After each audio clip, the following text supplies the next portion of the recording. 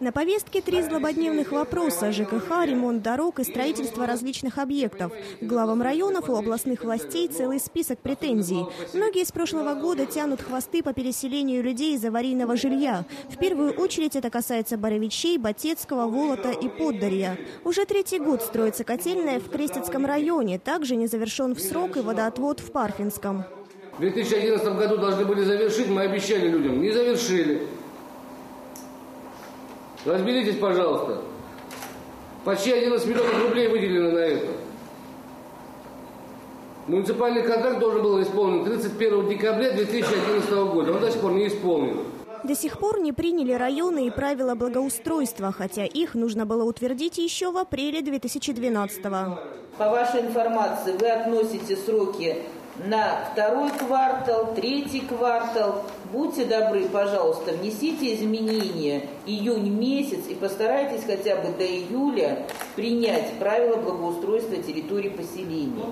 Арнольд Шалмуев предупредил, если в этом году выделенные субсидии, а это примерно 760 миллионов рублей, не будут использованы по назначению, придется организовать перераспределение средств.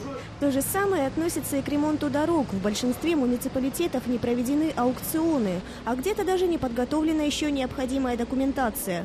Представители Старой Руссы сразу попытались объяснить, почему на территории их района дорожные работы продвигаются с таким скрипом.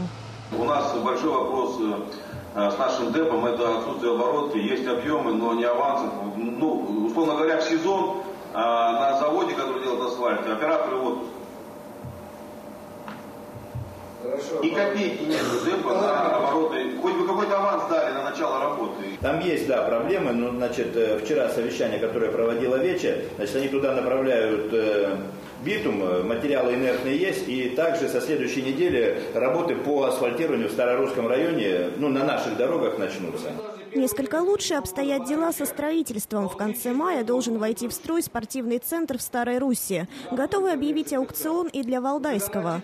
Лейтмотивом нынешней встречи стало пожелание главам поселений от Арнольда Шалмуева внимательно относиться к своим должностным обязанностям. Ведь деньги поступают в районы вовремя, и уже от грамотного руководства на местах зависит их эффективное использование.